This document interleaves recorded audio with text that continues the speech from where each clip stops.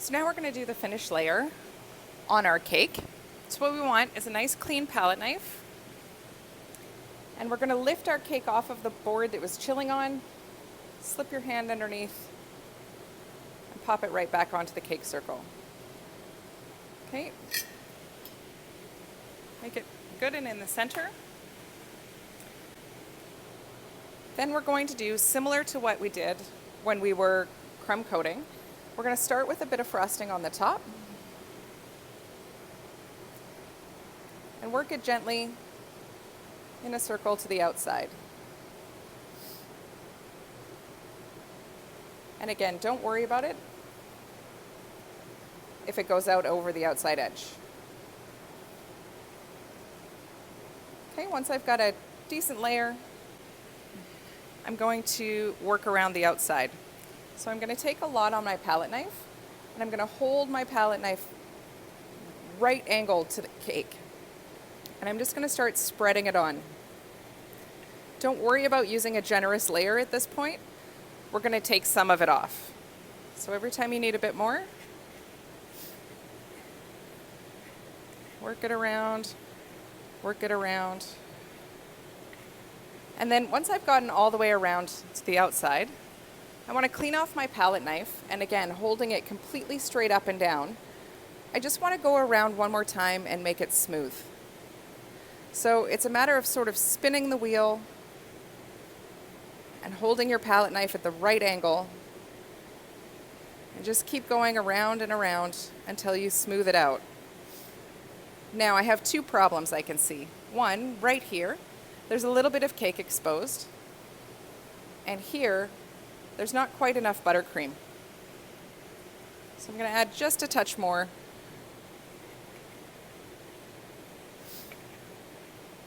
And go around again.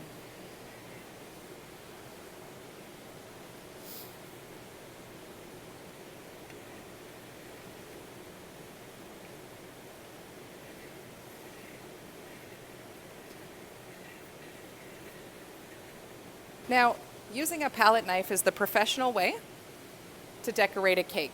So you'll see that I'm holding it quite low. I have my finger on here so I can control the pressure. And I'm going around keeping it nice and smooth. I would like you to try to smooth out your cake a couple of times with your palette knife. And then if that's frustrating and you're struggling, you can use your plastic scraper. You want to make sure that the scraper edge is nice and smooth, that there's no bits or chunks missing. You don't want to use your metal bench scraper because the handle will prevent you from holding it straight up and down. So if we're going to use our scraper, what we're going to do is we're going to hold it on a bit of an angle to the cake, so not straight out, but a bit of an angle. And then we're just going to run our cake gently around. Start with really light pressure to begin with, and then add a bit more pressure as you go. You want a nice steady spin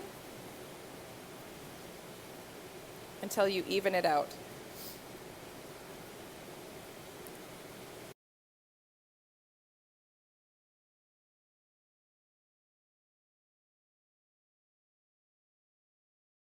So you can see that my cake sides are straight up and down. They aren't angled out. And then I've got a really nice smooth finish. I don't have any exposed cake or any big bubbles. So now we have to go back to the top. And I always use my palette knife for the top. And you're going to hold your palette knife straight across from you, not completely flat, but almost flat. And you're just going to pull towards you. Everyone thinks it's sort of this rounding motion. It's not. So just straight out across from you, touch it to the top, pull it to the middle. Clean your palette knife every time. So pull it to the middle, clean your palette knife. Pull it to the middle, clean your palette knife.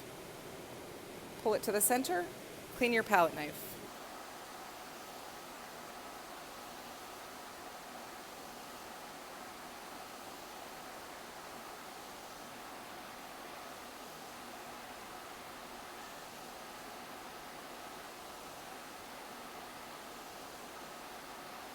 And there we go. That looks pretty good. So my sides are straight and smooth, and my top is looking great. So I really want to clean off my palette knife. And I'm going to grab a clean cake board, I'm going to pop it down, and you, with lots of downward pressure, push onto your palette knife till you can slide it under your cake. Lift your cake up, slide your hand underneath, support it with the palette knife, and then same thing, center it really, really well. Lots of downward pressure, slide your palette knife out. So I'm just going to clean up my cake wheel and clean up my space, and we're going to come back and finish the rest.